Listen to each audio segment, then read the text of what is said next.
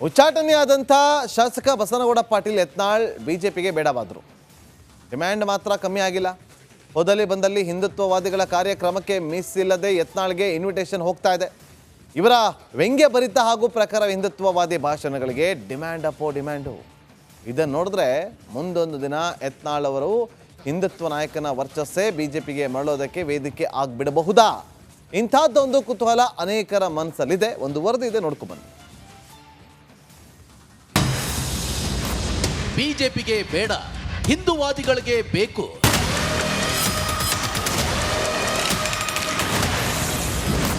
ಕೇಸರಿ ಯತ್ನಾಳ್ಗೆ ಇನ್ನೂ ಡಿಮ್ಯಾಂಡ್.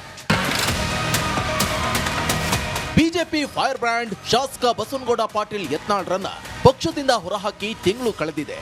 ಮಾಜಿ ಸಿಎಂ ಬಿಎಸ್ ಯಡಿಯೂರಪ್ಪ ಹಾಗೂ ಬಿಜೆಪಿ ರಾಜ್ಯಾಧ್ಯಕ್ಷ ಬಿವೈ ವಿಜೇಂದ್ರ ವಿರುದ್ಧ ಒಂದೇ ಸಮನೆ ಅವಹೇಳನ ಮಾತಿಗೆ ದಂಡ ಅನ್ನುವಂತೆ ಪಕ್ಷದಿಂದಾಗಿದೆ ಯತ್ನಾಳ್ ತಲೆದಂಡ. ಇದಾದ್ಮೇಲೆ ಯತ್ನಾಳ್ ರಾಜಕೀಯ ಭವಿಷ್ಯ ಖತಮ್ ಆಗಿ ಹೋಯ್ತಾ? ಈ ಪ್ರಶ್ನೆಯಂತೂ ರಾಜಕೀಯ ಪಡಸಾಲೆಯಲ್ಲಿ ಗಿರಿಕಿ ಹೊಡೆದಿದೆ.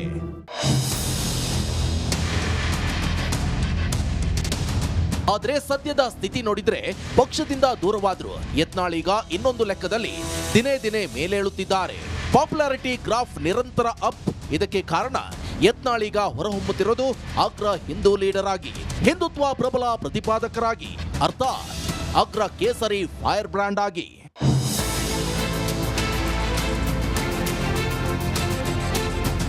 ಹಾಗೆ ನೋಡಿದ್ರೆ ಬಸನಗೌಡ ಪಾಟೀಲ್ ಯತ್ನಾಳ್ ಬಿಜೆಪಿ ಶಾಸಕರು ಇದ್ದಾಗಲೇ ಹಿಂದುತ್ವದ ಪ್ರಖರವಾದಿ ಆಗಿದ್ದು ನಿಜ. ಆದ್ರೆ ಮೊದಲು ಬಿಜೆಪಿಯಲ್ಲಿನ ಹಿಂದುತ್ವವಾದಿ ಮುಖ ಅಂತ ಗುರುತಿಸಿಕೊಂಡಿದ್ದು ಸಿಟಿ ರವಿ, ಅನಂತಕುಮಾರ್ ಹೆಗಡೆ, ಪ್ರತಾಪ್ ಸಿಂಹ ಮುಂತಾದ ನಾಯಕರು. ಆದ್ರೆ ಸಿಟಿ ರವಿ ವಿಧಾನಸಭೆ ಎಲೆಕ್ಷನ್ ನಲ್ಲಿ ಸೋಲುಂಡ ಬಳಿಕ ಅನಂತಕುಮಾರ್ ಹೆಗಡೆ ಹಾಗೂ ಪ್ರತಾಪ್ ಸಿಂಹಗೆ ಟಿಕೆಟ್ ನಿರಾಕರಿಸಿದ ನಂತರ ಮೊದಲಿನಷ್ಟು ಮುನ್ನೆಲೆಯಲ್ಲಿ ಕಾಣುತ್ತಿಲ್ಲ. ಇದೇ ಹೊತ್ತಲ್ಲಿ ವಿಧಾನಸೌಧ ಒಳಗೆ ಹೊರಗೆ ಕೇಸರಿ ಅಧಿಪತಿಯಾಗಿ ಮಿಂಚಿದ್ದು ಯತ್ನಾಳ್. ಆದರೆ ಬಿಜೆಪಿ ರಾಜ್ಯಾಧ್ಯಕ್ಷ ವಿಜೇಂದ್ರ ಮಾಜಿ ಸಿಎಂ ಯಡಿಯೂರಪ್ಪ ವಿರುದ್ಧ ಸತತ ದಾಳಿ ಪರಿಣಾಮ ಪಕ್ಷದಿಂದಲೇ ಗೇಟ್ ಪಾಸ್ ಪಡೆದಿದ್ದಾರೆ ಯತ್ನಾಳ್. ಇದಾದ ಮೇಲೆ ಇನ್ನಷ್ಟು ಹರಿತವಾಗಿದೆ ವಾಗ್ಯುದ್ಧ. ವಿಜೇಂದ್ರರನ್ನ ಬಿಡ್ತಿಲ್ಲ, ಯಡಿಯೂರಪ್ಪರನ್ನು ಬಿಡುತ್ತಿಲ್ಲ. ಹಾಗೆ ಹಿಂದುತ್ವದ ಕೆಂಡಗಳ ಸುರಿಮಳೆಗೆರೆಯೋದನ್ನ ಬಿಟ್ಟಿಲ್ಲ ಯತ್ನಾಳ್. ಹೀಗಾಗಿಯೇ ಏನು ಇತ್ತೀಚಿನ ದಿನಗಳಲ್ಲಿ ಯತ್ನಾಳ್ ಮುಂದೆ ಸೇರಿಕೊಂಡ ಬಿರುದು ಭಿನ್ನಾಣ, ಹಿಂದೂ ಹುಲಿ. ಫಾರ್ ಎಕ್ಸಾಂಪಲ್, ಮೊನ್ನೆ ನಡೆದ ಹುಬ್ಬಳ್ಳಿ ರಾಮನವಮಿ ಕಾರ್ಯಕ್ರಮ ಮೂಲತಃ ವಿಜಯಪುರದ ಯತ್ನಾಳ್ಗೆ ಇಲ್ಲಿತ್ತು ಆಹ್ವಾನ. ಹಾಗೆ ನೋಡಿದ್ರೆ ಇಡೀ ಸ್ಟೇಜ್ ಮೇಲೆ ಇವರೇ ಸೆಂಟರ್ ಆಫ್ ಅಟ್ರಾಕ್ಷನ್. ಇವರ ಪ್ರತಿ ಮಾತಿಗೂ ಶಿಳ್ಳೆ ಚಪ್ಪಾಳೆ. ಈ ಫ್ಲೋನಲ್ಲಿ ಯತ್ನಾಳ್ ಇಲ್ಲಿ ಉದ್ಧವ್ ಠಾಕ್ರೆ ಮೇಲೆ ಹರಿಸಿದ್ದು ವಾಗ್ದಾಳಿ ಸುರಿಮಳೆ. ಈ ಭರದಲ್ಲೇ ವಕ್ಫ್ ಬಿಲ್ ವಿರೋಧಿಸಿದ ಶಿವಸೇನಾ ನಾಯಕ ಉದ್ಧವ್ ಠಾಕ್ರೆ ಟೀಕಿಸೋ ಭರದಲ್ಲಿ ಅವರಪ್ಪ ಬಾಳ ಠಾಕ್ರೆ ಎಲ್ಲಿ, ಮಗ ಉದ್ಧವ್ ಠಾಕ್ರೆ ಎಲ್ಲಿ ಅಂತ ಪ್ರಶ್ನಿಸಿದಾಗ ಆಡಿದ ಲಘು ಮಾತೀಗ ವಿವಾದಕ್ಕೀಡಾಗಿದೆ. ಯತ್ನಾಳ್ ವಿರುದ್ಧ ವಿಜಯಪುರ ಠಾಣೆಯಲ್ಲಿ ರಿಜಿಸ್ಟರ್ ಆಗಿದೆ ಕಂಪ್ಲೇಂಟ್. ಧಾರ್ಮಿಕ ಭಾವನೆಗಳಿಗೆ ಧಕ್ಕೆ ತಂದ ಆರೋಪದಡಿ ಇವರ ಮೇಲೆ ದಾಖಲಾಗಿದೆ ಎಫ್ಐಆರ್. ಇಲ್ಲಿ ಒಂದರ್ಥದಲ್ಲಿ ಕೇಸ್ ಫಿಟ್ ಆದ್ರೂ ಹಿಂದುತ್ವವಾದಿಯಾಗಿ ಪ್ರಖರವಾಗ್ತಿರೋ ಯತ್ನಾಳ್ ಬೆಳವಣಿಗೆಗೆ ಇದೊಂಥರ ಪ್ಲಸ್ಸೇ. ಹಿಂದುತ್ವ ಪ್ರತಿಪಾದಕರ ಪಾಲಿಗೆ ಈಗ ಬಸನಗೌಡ ಪಾಟೀಲ್ ಯತ್ನಾಳ್ ಫೇವರೇಟ್. ಈ ಹಿಂದೆ ಹಿಂದುತ್ವದ ಸಂಗತಿ ಬಂದ್ರೆ ಮುತಾಲಿಕ್ ಮುನ್ನೆಲೆಗೆ ಬರುತ್ತಿದ್ದಂತೆ ಈಗ ಫಾರ್ಮ್ಗೆ ಬಂದಿದ್ದು ಯತ್ನಾಳ್. ಹಿಂದೂ ಕೇಂದ್ರಿತ ಕಾರ್ಯಕ್ರಮಗಳಿಗೆ ಯತ್ನಾಳ್ಗೆ ಡಿಮ್ಯಾಂಡ್ ಮೇಲೆ ಡಿಮ್ಯಾಂಡ್ ಇದೆ. ಸದ್ಯಕ್ಕೆ ಬಿಜೆಪಿಗೆ ಯತ್ನಾಳ್ ಬೇಡವಾಗಿದ್ರು ಮುಂದಿನ ದಿನಗಳಲ್ಲಿ ಈಗ ಯತ್ನಾಳ್ ಅಡಾಪ್ಟ್ ಮಾಡಿಕೊಂಡ ಪ್ರಬಲ ಹಿಂದುತ್ವ ಪಾಲಿಸಿ ಮುಂದೊಂದು ದಿನ ಬಿಜೆಪಿಗೆ ಮರಳೋಕೆ ರಹದಾರಿಯಾಗಬಲ್ಲದೇನೋ. ಯಾಕಂದ್ರೆ ಬಿಜೆಪಿಗೆ ಇಂಥದ್ದೇ ಕೇಸರಿ ಕಲಿಗಳೆಂದ್ರೆ ಅಪ್ಯಾಯಮಾನ. News desk, Republic Kannada. ಈ ಎಲ್ಲ ಬೆಳವಣಿಗೆಗಳನ್ನ ನೋಡ್ತಾ ಇದ್ರೆ ಹಿಂದಿರುಗಿ ಬರ್ತಾರಾ ಬಸನಗೌಡ ಪಾಟೀಲ್ ಯತ್ನಾಳ್ ಅವರು ಅನ್ನುವ ಪ್ರಶ್ನೆ ಉದ್ಭವ ಆಗುತ್ತೆ. ರಾಜ್ಯದ ಹಿಂದೂ ಅಗ್ರ ನಾಯಕನಾಗಿ ಗುರುತಿಸಿಕೊಂಡಿರುವಂಥ ಬಸನಗೌಡ ಪಾಟೀಲ್ ಯತ್ನಾಳ್ ಅವರು ಯಾವುದೇ ವೇದಿಕೆ ಇರಲಿ, ಯಾವುದೇ ಸಭೆ ಇರಲಿ, ಯಾವುದೇ ಕಾರ್ಯಕ್ರಮ ಇರಲಿ, ನೇರವಾಗಿ ವಾಗ್ದಾಳಿಯನ್ನು ನಡೆಸುವಂಥ ಹಿಂದೂ ಫೈರ್ ಬ್ರ್ಯಾಂಡ್ ಬಸನಗೌಡ ಪಾಟೀಲ್ ಯತ್ನಾಳ್ ಅವರು.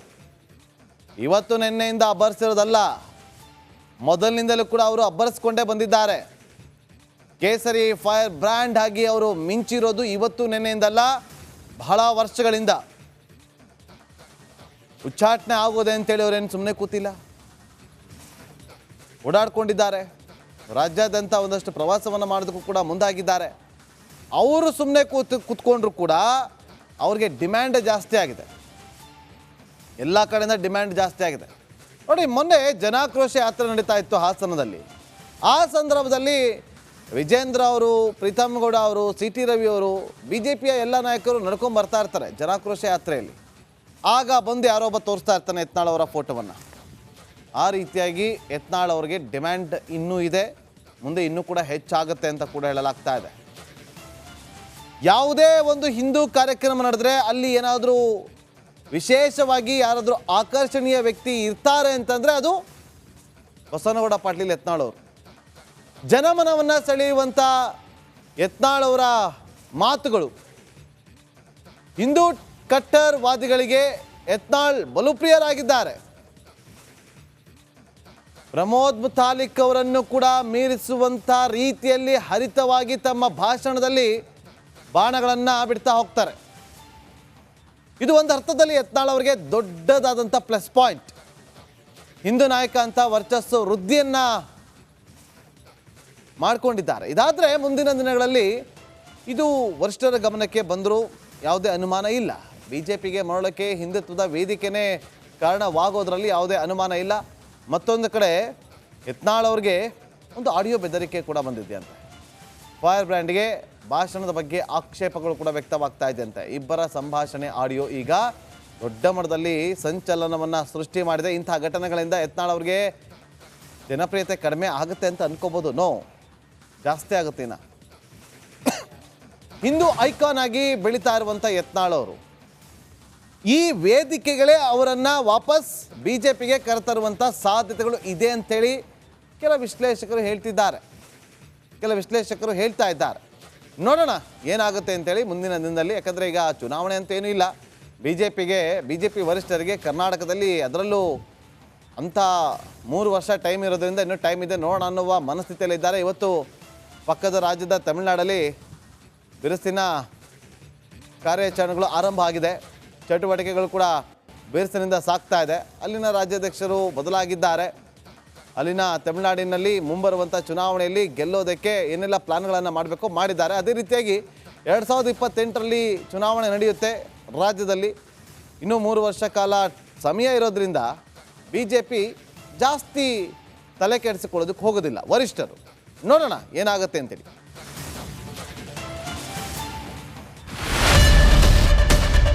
ಏನ್ ಪ್ರಾಬ್ಲಮ್ ಇಲ್ಲ ಏರಿಯಾದಲ್ಲಿ? ಏನ್ ಪ್ರಾಬ್ಲಮ್? ಏನ್ ನಿಮ್ ಪ್ರಾಬ್ಲಮ್? ಏನೆಲ್ಲ ಪ್ರಾಬ್ಲಮ್ ಐತಿಲ್ಲ ಹೇಳಿ.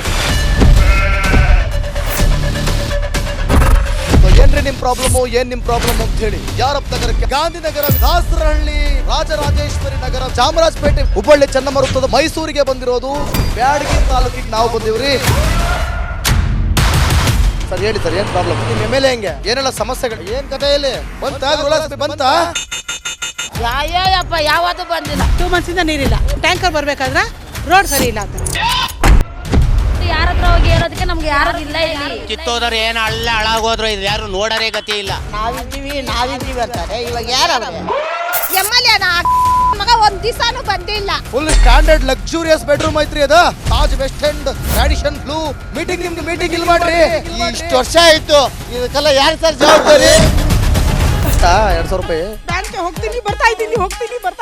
ಬ್ಯಾಂಕಿಗೆ ಹೋಗ್ತೀರಿ 2,000 ಮಾತ್ರ ಬರ್ತಾ ಇಲ್ಲ. 2,000 ನಂದೇ ಹೊಂಟೋಯ್ತು. ನಿಲ್ಲು ಮೇಲೆ ನೀ ಭಾರಿ ಐಟ್ ಅದಲ್ಲ ಮಾರೇ. ಬರಲ್ಲ ಕಣ್ರಿ ಸರ್. ರಾತ್ರಿ 1 ಗಂಟೆವರೆಗೂ ಎಣ್ಣೆ ಅಂಗಡಿ ತೆಗಿಬೇಕಂತ. ಬೆಳಗ್ಗೆ 4 ಗಂಟೆವರೆಗೂ ತೆಗಿಬೋದಲ್ಲ. ಮಗನೂ ನೋಡಲ್ಲ, ಯಾರು ನೋಡಲ್ಲ. ನಾನು ಒಬ್ಬಳು ನೋಡ್ಕೊಂತೀರಜ್ಜ. ಮೊಮ್ಮಕ್ಕಳಿಗೆ ಅಮ್ಮ ಅಪ್ಪ ಇಲ್ಲ, ಅವರು ನೋಡ್ಬೇಕು. ಬರ್ತಾ ಇದೀವಿ. ದೇವ್ರು ಬಿಟ್ಟಂಗೆ ಆಗುತ್ತೆ.